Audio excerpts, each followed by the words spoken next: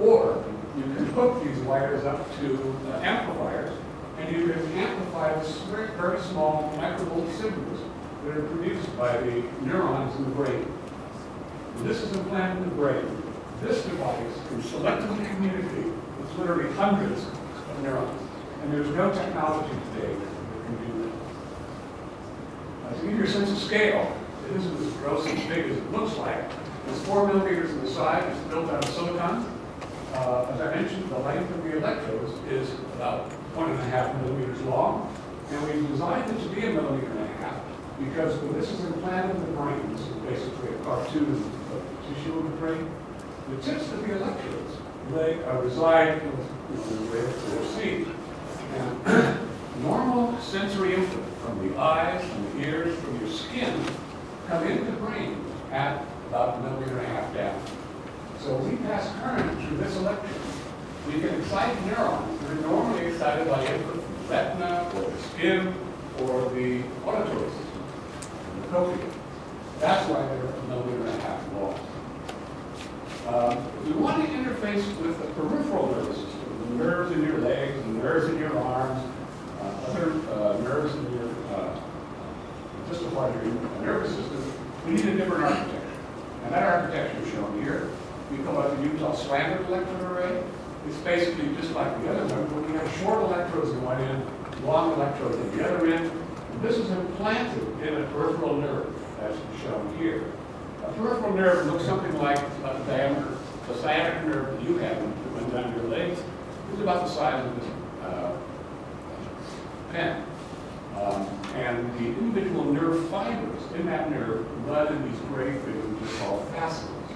And there will be probably something like 500 to 1,000 nerve fibers, could be 2,000 nerve fibers in each one of these fascicles. So when this is implanted in the peripheral nerve, the short electrodes stay high in the nerve. The long electrodes go deep into the nerve. And so the tips of all these electrodes fully populate this nerve. So there's no nerve fibers, which is further than a couple hundred microns away from an active, recording, or stimulating electrode tip. So this, again, gives us unprecedented selective access to the fibers of the central and peripheral nervous system. Okay, so how do you implant something like this? When we first built this device and tried to implant it in the brain, basically we opened up the skull of the cat. We tried to push this thing into the cortex of the cat. And what we discovered is all we were able to do was just to depress the surface of the cortex. Each one of those electrodes, by the way, is amazingly sharp. They're sharper than most things you've ever experienced in electrical engineering. Very, very sharp tips, but there's so many of them. It's like laying a bit of nails. Basically, we just depress the surface. So we use this technology. We had to create this technology. It's a staple of that approach. The electrode array is placed on top of the cortex. This tool is brought down. The tip of the tool touches the back of the electrode array. There's a vacuum in this cylinder which holds this piston against the back surface. The neurosurgeon, when he's happy with what he's got here, he pushes a switch. You put an air pressure pulse into this port. The piston accelerates down the cylinder. Its momentum is transferred to this insertion mass, and it shoots the electrode array into the brain in under 200 microseconds. And after 200 microseconds, it's a bit like a staple. It goes right in real slick. The travel of this insertion is limited by the counterclassic, so you don't have all this mass smacking the cortex. It just very nicely pushes the tips of the electrodes nicely into the cortex. Now I want to get into the thing that really kind of turns beyond these things is therapeutic applications. A lot of work is being done today to restore sight to blind people. The approaches that people are using are to put arrays of electrodes, and I'll show you some of these in a minute, on the surface of the retina, or behind the retina, between the retina and what's called the retinal epithelium, the bladder. The bladder is one of the parts of the eye. And you can pass current with these electrodes here or here, and you look at the points in the light. Another approach that was developed in Belgium was to put a cuff around the optic nerve. The optic nerve goes from the retinas back to the thalamus and into the cortex. And what these people did was just a wrap around that nerve. It's a small nerve, about quarter inch in diameter, maybe 5/16 of an inch in diameter. And they can pass current between these different electrodes and excite different fibers in the optic nerve to produce pulses like that. What we want to do here in Utah is to take our Utah electrode array and implant it into the visual parts of the brain. To give you a sense of what other people have done, this is a group down in Southern California. Dr. Lazar has interacted with this group, and what they're doing is directly stimulating the retina with electrical current. And this is a picture of the device, basically a blind person wearing a pair of glasses. It contains a camera. The camera information goes to electronics that are in the pocket, and those visual signals are transformed into patterns, spatial temporal patterns of electrical stimulation, and those patterns are sent through a wirelessly into the array of electrodes that are implanted on the surface of the retina, and you can actually selectively activate the parts of the retina and produce points of that retina. This technology has been, I think, maybe superseded by the work which is done in Germany by a group what he's done is to take 1,500 individual pixels, and this gets implanted on the retina. It's stimulated with wires, and each one of these electrodes has a photodiode on it. So light, a pattern of light strikes this, and it converts that pattern of light into a pattern of electrical stimulation for each one of these electrodes. And with this device, blind people, totally blind people, are able to navigate in very simple environments. I've seen videos of totally blind people sitting in a restaurant in Germany, reaching out by themselves with this device, grabbing a beer stein, picking it up, and having a glass of beer, just using this restorative visual signal. But again, what we want to do here in Utah is to go to bypass the eye and the optic nerve directly and go directly into the visual cortex. Visual cortex is located in the back part of the brain. What we want to do is to put a number of these Utah electrode arrays to be stimulated and powered wirelessly to tile the surface of the visual cortex of these arrays, and we can get hundreds of these electrodes implanted in the visual cortex. For this concept to work, you need to have some sense about how many of these electrodes will be useful to restore useful vision. And a number of years ago, we did a series of experiments with some sighted individuals. And I'll show you those in just a second. But to give you the point, you don't need a lot of vision to see. This is something you're all familiar with. If we pixelize this into 25 by 30 pixels, you have lost a lot of visual information. But I think you can still recognize the picture of George Washington, or maybe your wife or your girlfriend when you wake up in the morning. If you slightly move the camera so you blur the image a little bit, perhaps gives you an even better rendition of what that image looks like. So with as few as 750 pixels, you should be able to recognize faces. But we've gone a bit further with this. We created a simulator which allows us to simulate what a blind person might see who's wearing, or if we had, the rays of electrodes implanted in the cortex. This is a graduate student in Shaw who did this experiment. We basically required a video camera and a small video monitor with a camcorder, mounted on a pair of ski goggles, and the only thing you could see was the image that was produced on the camera. We put a perforated foil mask in front of the monitor, the TV monitor inside the monitor there, so we could see either 100 pixels, 500 pixels, 10 pixels of visual information, and we challenged them to read text off of the video monitor. And once they were confident with that, we had them walk through a maze that we created up on the campus. And what we learned is that with as few as 700 pixels of visual information, our students, we had 6 or so students in these trials, they could navigate this maze as fast as you would walk through the maze. You could run through the maze, and these people weren't able to do that. They could walk through the maze, and they would avoid these obstacles. More interesting, or this is probably the most interesting aspect, but when they were working with the monitor, they could read at 200 words per minute off that monitor. If they took this gadget off and used their normal vision, they could read 300 words per minute. So with the speed of 700 pixels, or tiling visual cortex, the 7 to 10 of these electrode arrays, we should produce useful vision for the blind person. Well, the next part of this experimentation was done by Bradley Draper. It's ongoing now up at our laboratories.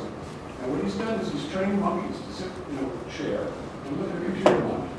And we're measuring what we call psychometric frequency of seeing curves. In front of the little video monitor, we project spots of light and in a dark room.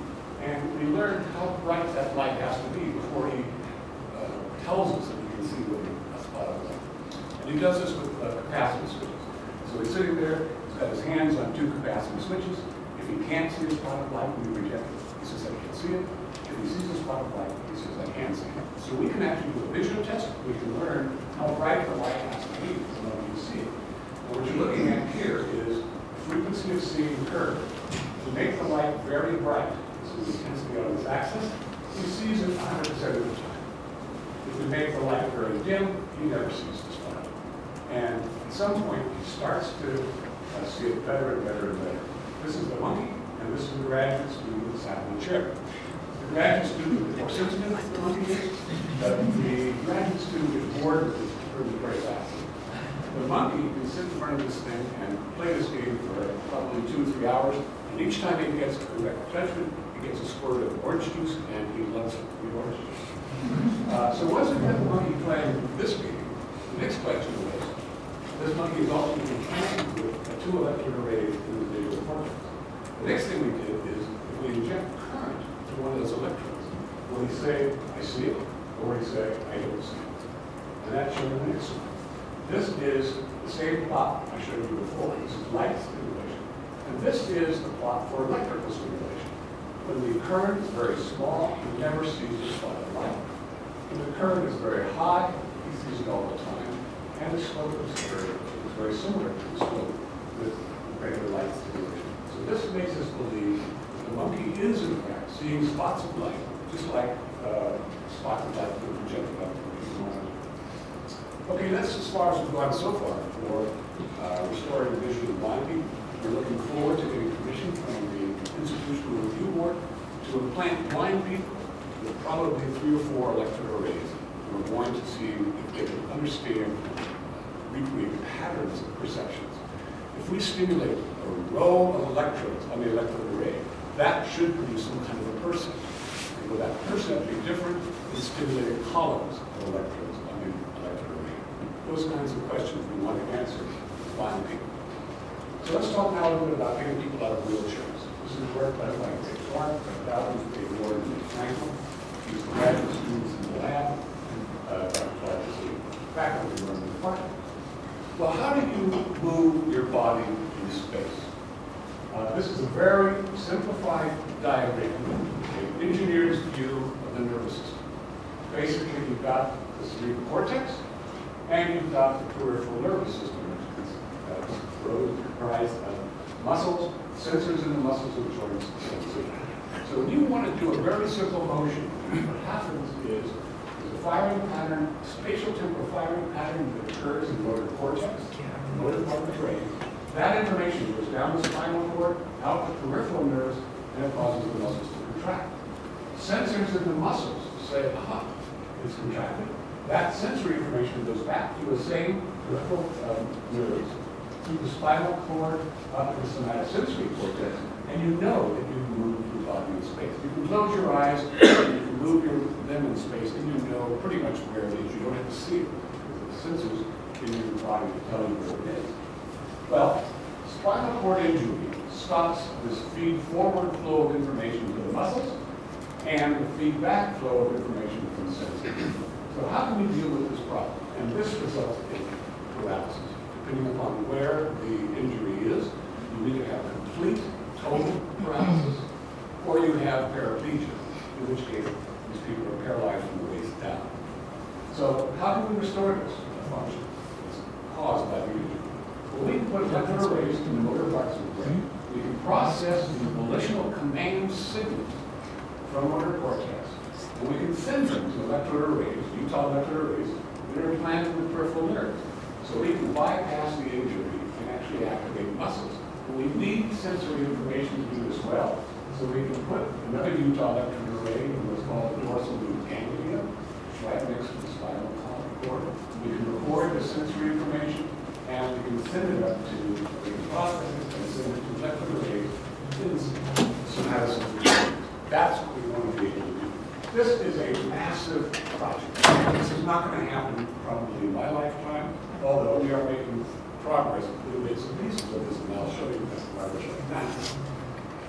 What do these volitional command signals from the motor parts of the brain actually look like? This is done by Schwartz, starting with the legislation. This is what the signals look like in motor cortex. These are action potentials recorded with the Utah electrode array. This is a 10 by, not quite 10, but there's like 100 of these little boxes. Each box is a signal recorded with one of these electrode arrays, one of the electrodes in the array, as a monkey, or a human in this case, moves or desires to move. So how can we use this information to do something useful?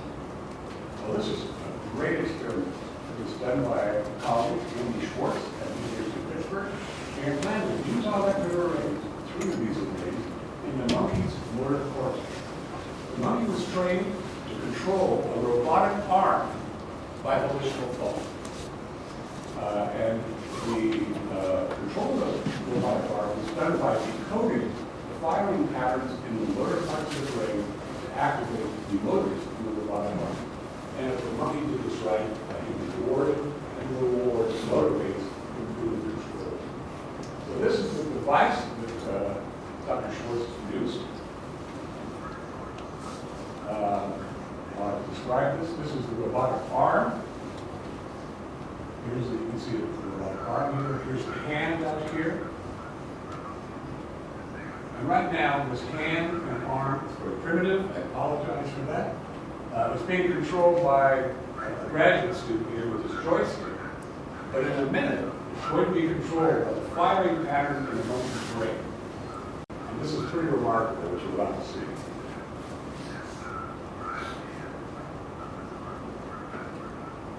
So he's just literally talks a little bit too much here.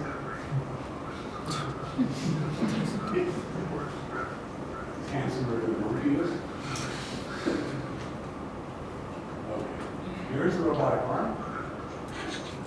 It has a piece of food on it. He's actually controlling his arm. Grabbing the food, brings it over to his mouth, eats it. So this is control by, this is Dr. Schwartz. Okay, so, and I've seen more, this is more video. Kids papers are much more impressive today. But just being done by humans as well. This is a student, or an individual, that was injured in a knife fight, high school football. And he's paralyzed from the neck down. He's right now controlling the cursor on the screen with array, one array of electrodes implanted in his motor cortex. Here's the preamplifier, signals going out to decoding software. And just like volitional intent, he can move the cursor to different emails, and you can actually read the email. You can close this window by moving it to exit. It goes back to a home page. You can do the TV on or whatever. So these are being done. It's been done about 5 subjects now, and these subjects have been implanted for as long as 2 years. Okay, so that's that part of the brain. How about activating the muscles with this technology? What you're looking at here is a cat sitting in a trough, and we activate select electrodes, and we get a cat to manifest quite normal scans. So we can do this in cats. We certainly should be able to do it in humans. And so we're optimistic about getting people out of wheelchairs. And the reason we want to do this is one of the problems of paralysis is the lifetime of a paralyzed person is shorter than the lifetime of a human.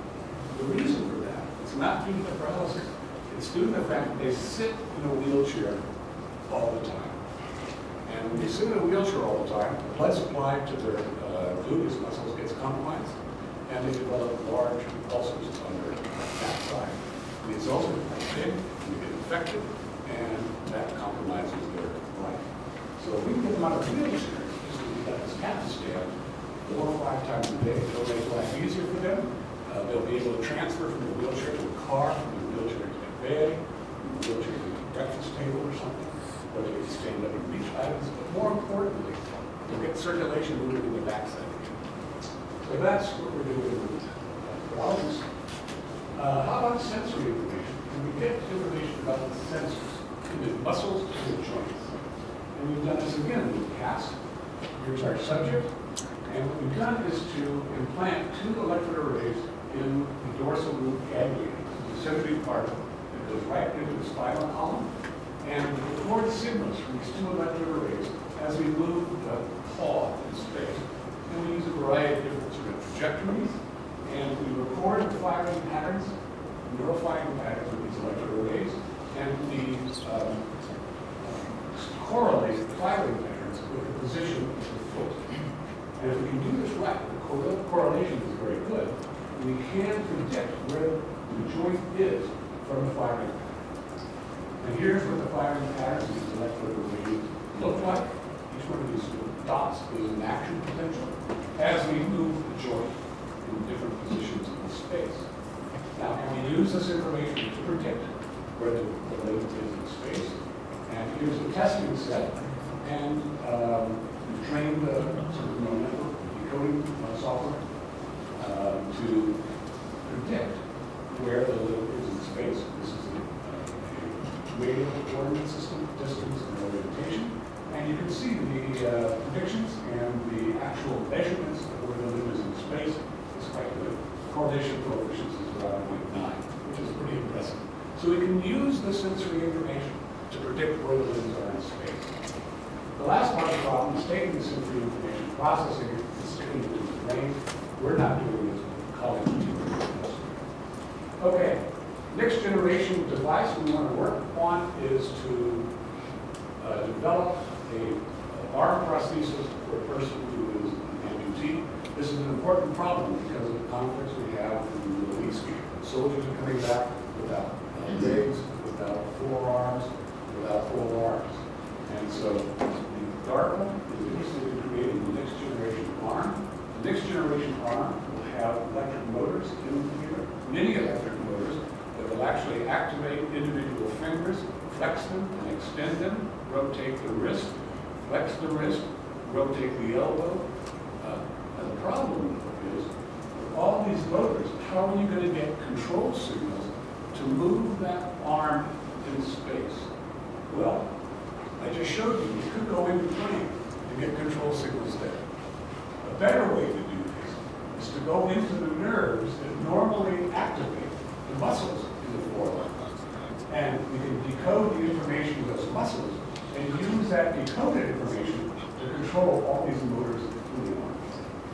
So the idea here is to put a bolt in the bone of an amputee. This is a concept which is being developed by colleagues in the orthopedic department here at the University of Utah. We'll hook up this next generation arm to this bolt. Instead of having a cuff that goes around the whole arm or socket, they'll just be connected to the head of that bolt. We'll implant Utah electrode arrays in the motor nerves and in the sensory nerves. And the desire to move, use those signals to control actuators, the motors in the arm. And the hand on the prosthetic arm will have sensors in it. That sensory information will be processed and sent back to the Utah electrode array, which activates the sensory fibers and lets the person know he's moved his joint. This sounds like a pretty fantastic idea, and it actually does work. This guy is a computer scientist in England. He contacted a company which I started a number of years ago, Over Research Park, called Bioengineering, and he bought one of these electrode arrays, we thought, for animal experimentation. This array was not sold for human use. Anyway, he convinced a neurosurgeon to allow the neurosurgeon to implant this electrode array in his forearm. So this is this guy's forearm. He's got that Utah electrode array implanted with one of the nerves in his forearm. And over the course of 6 months, he learned to control the wheelchair. He's not paralyzed. He's a perfectly normal.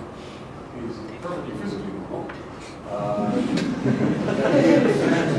It's not designed for human use in your own arm. It's a bit freaky. But he actually did that. He was able to control this wheelchair, stop it, move it right, move it left, back up, just through volitional thought. The signals that would normally drive his fingers and so on and so forth. provides proof of concept. The array was, they measured his dexterity and his sensation before the electrode was implanted. He had normal sensation and dexterity after the implantation. And after 6 months, they explanted the array, and after explantation, he had normal sensation and normal movement of his fingers. So that again shows the safety of this approach as well. Well, finally here, 10 years later, at the University of Utah, we're doing the same thing. This is the median nerve and the ulnar nerve. We have three main nerves that control your hand and your wrist. The three main nerves, two of them are the median nerve and the ulnar nerve. And this is the median and ulnar nerve of a woman who fell asleep one night on her arm, cut off the circulation to her arm, and didn't wake up until the next morning. But because the circulation to her arm was cut off for a whole evening, they couldn't restore function to her hand, and it started to become gangrenous. And so they actually had to amputate her arm. And this is the ways of the nerves before the amputation. And here are two electrodes implanted in those nerves. This is what a cross-section of the ulnar nerve looks like. I mentioned there are thousands of these fibers, nerve fibers that run in these fascicles. All these little small sort of bundles are fascicles of fibers, and there's hundreds of nerve fibers in each one of these things. These are the tracks of an electrode array. They're not parallel to the nerve. It's very difficult to make a viscoelastic section, which has to be parallel to the nerve. They're kind of a cross-section, and so these things have kind of an elongated shape. The tips of these electrodes are probably much deeper than the nerve. But we didn't do any physiology on this patient, and we're about to do that this Friday. Okay, let's change gears now. 2 more minutes. A very important problem is bladder control, and we're actually trying to address this problem too. So, how do you do that? How do you take a lead? Two things have to happen for both men and women. Urine is stored in the bladder, and there's a muscle that surrounds the bladder wall. It's called the detrusor muscle. When you're normally not going to that, this bladder fills up with urine. And the reason the urine doesn't leak out all the time is you have a muscle at the end of your bladder called the external peripheral sphincter. And that sphincter is contracted while urine collects in the bladder. So in order to picture me, go to the bathroom, take a leak, what you have to do is you have to cause this muscle, called the detrusor muscle, to contract. That increases the pressure in the bladder. Simultaneously, you have to relax the sphincter muscle at the end of the bladder, and that causes urine flow. So it's a real complicated problem. You've got to excite one muscle, and you have to de-excite another muscle. Interestingly, there are fibers that control both of these things that run through one nerve. It's called the connective nerve. And what we're going to do, and what we've done, is to implant the Utah standard electrode array in a connective nerve of a cat. Some of these electrodes will talk to or butt the fibers that provide sensation about the bladder fullness, and we can stimulate those, and we can cause a contraction of the bladder wall. Other electrodes in that implanted array will target the fibers that go down to that sphincter muscle. And if we use high-frequency stimulation on those fibers, we can block stimulation, which is keeping that sphincter closed and relaxed. So this is going to be worse. What you're looking at here is bladder pressure. And the bottom trace here are stimuli, which are periodically being delivered to that nerve. Electrodes that are in that degenerative. When we stimulate these electrodes, we get a large increase in bladder pressure, just like we want to do. So now, I've demonstrated we can cause pressure increases in the bladder. How can we relax the sphincter? Oh, this is cool. Before we want to relax the sphincter, many older people and paralyzed people are not able to control the sphincter. And the bladder gets sort of a little full, the sphincter kind of relaxes, and urine goes out, and makes a mess. So can we control continence in these incontinent people? And this is an experiment that demonstrates that we can. What we're doing here is there are two congenital nerves that go down to your bladder and your sphincter. We crush one of those nerves. And that causes the cat, which is anesthetized, to become incontinent.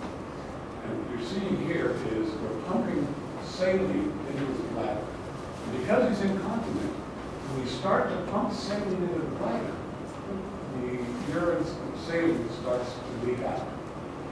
At this time, we stimulate some of these fibers that are going down to the sphincter muscle. And when we stimulate them, the leakage of saline stops completely. When we stop stimulating, we're still pumping saline into the bladder. The saline leaks out. We stimulate again, we produce continence.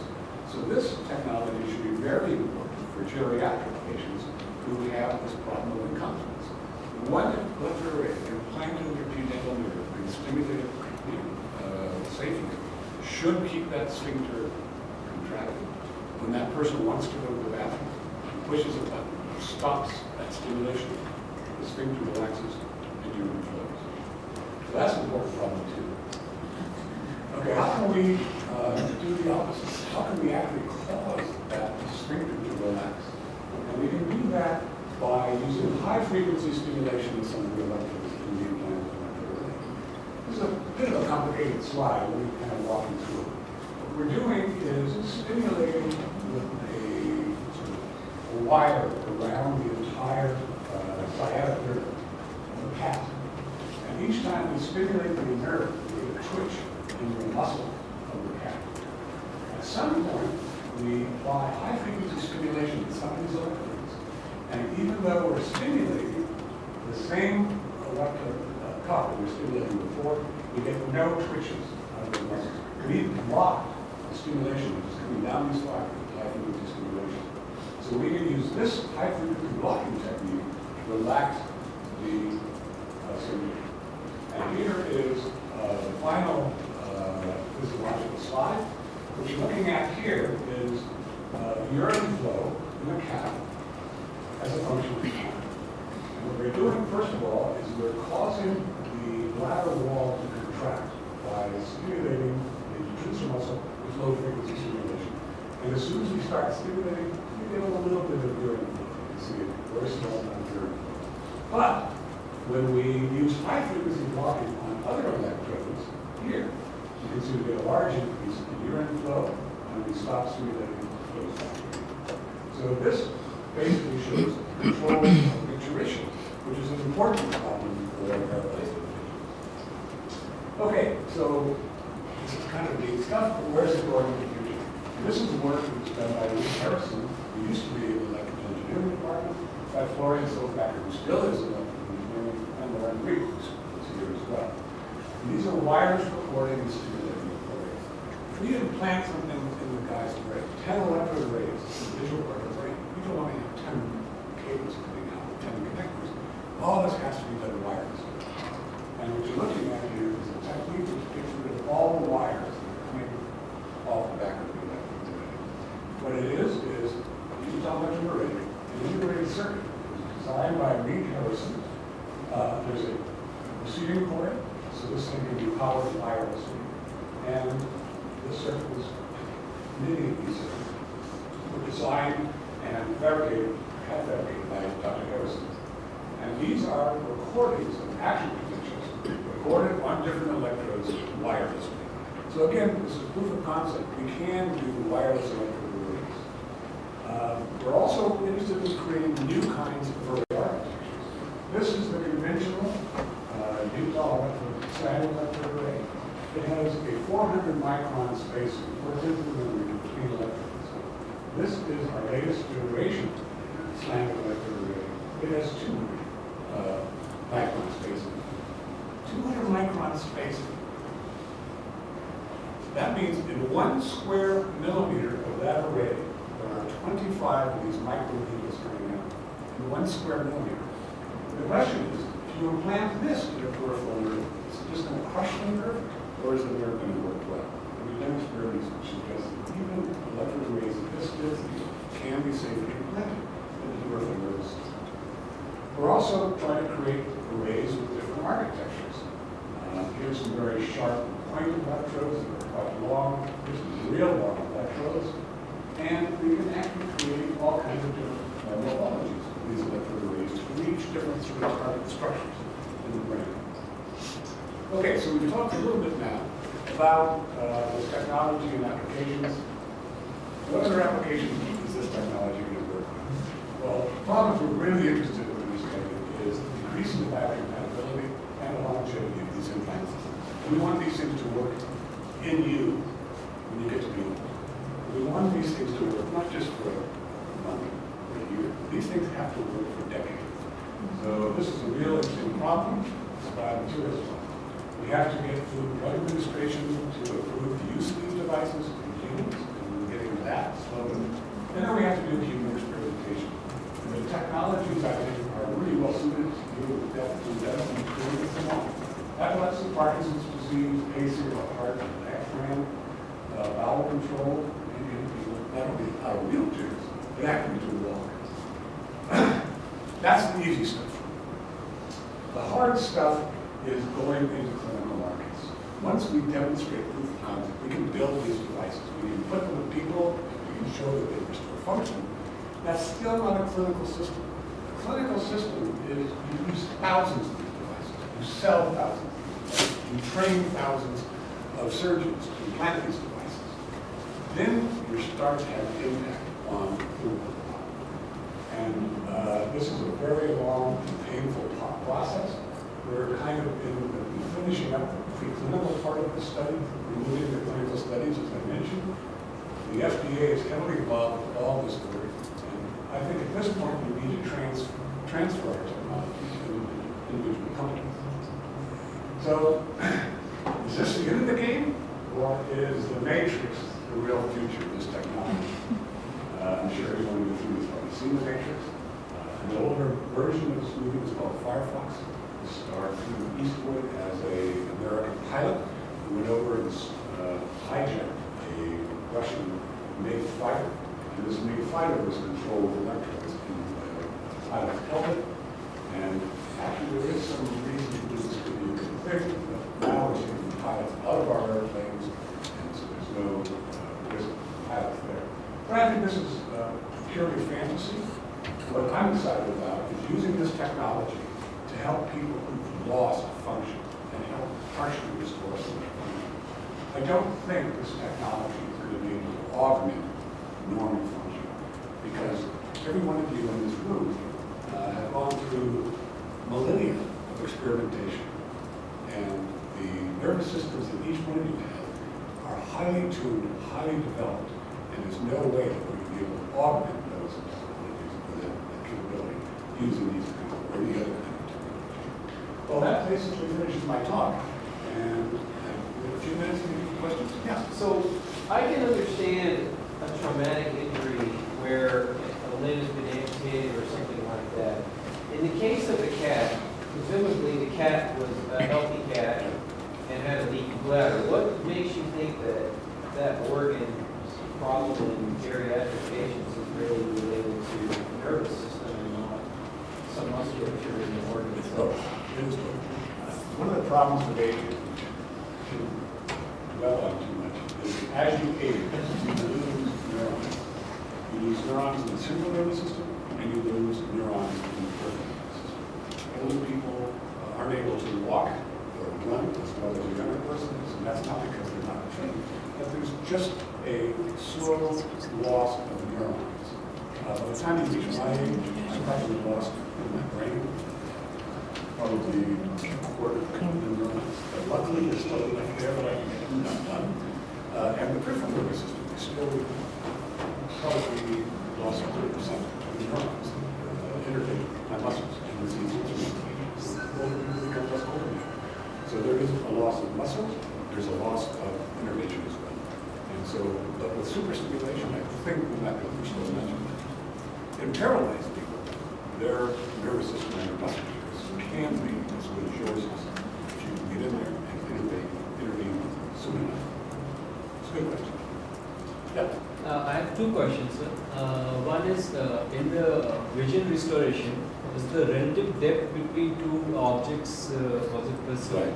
And second was the muscle control, the extent of motion. How much does a person want to move? How was that?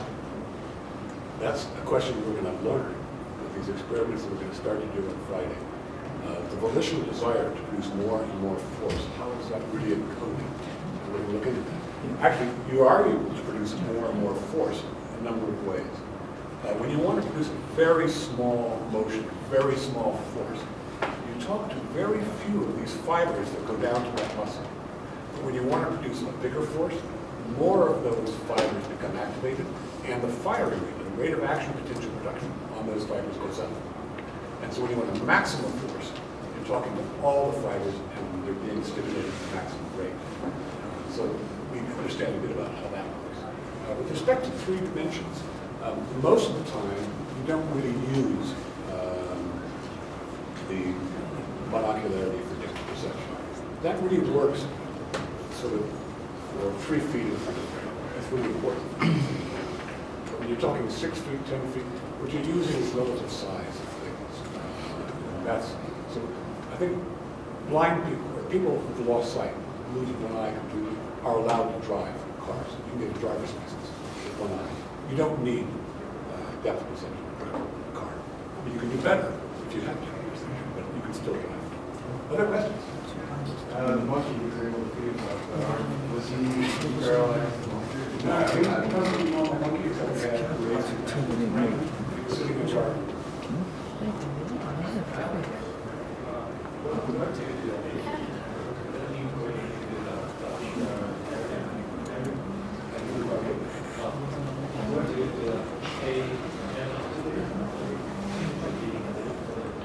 Yeah, that integrated circuit chip is a real smart chip.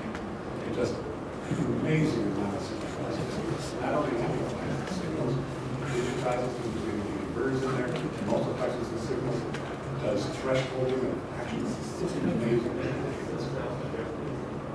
Yeah, each electron is a decimal.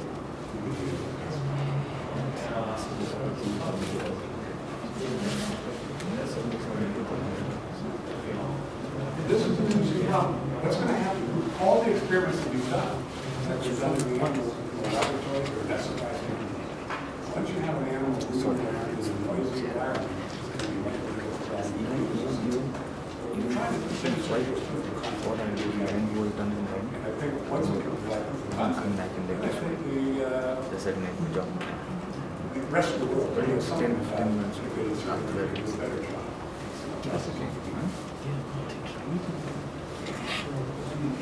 What is the diameter of the tip of each electrode? Yeah, we make them with varieties of different sizes, only because we can't make them exactly the same each time.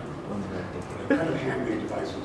Some of these are very short, and some of them have radius of curvatures in the order of 2 or 3 microns, and a more curved tip. The ones that are very sharp are extremely sharp. Basically, they can be sampled and individually. They do. You can record individual neurons and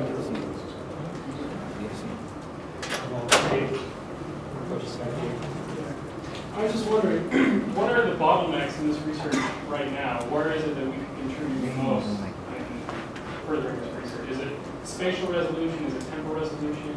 No, I think the real thing that I'm excited about is moving into humans and seeing how well humans can perform these technologies. I didn't have just when I was in a meeting, I was just in a meeting with the Warriors a week ago, Society for Neurosciences, and this guy Andrew Schwartz has a new video. He's working with a woman who has 3 intolerant arrays implanted in the motor cortex. This woman is paralyzed from the neck down. We've been working with her for about 6 months. This woman sits in a chair on the table, and there's a robotic arm. And this robotic arm has like 20 degrees of freedom, so you can do 3 more rows of this. She is able to move this arm volitionally to grab one of a number of objects on the table of all different shapes, grab it, pick it up, rotate her wrist, move the hand around, and put that object in a box that is tuned to that object. So that's a pretty good number. So I think what we're doing here is bringing ethics into the expert in all of these technologies. The students that work in my lab, I like to tell them that this is a great area to be working in today. I think it's going to have a big future.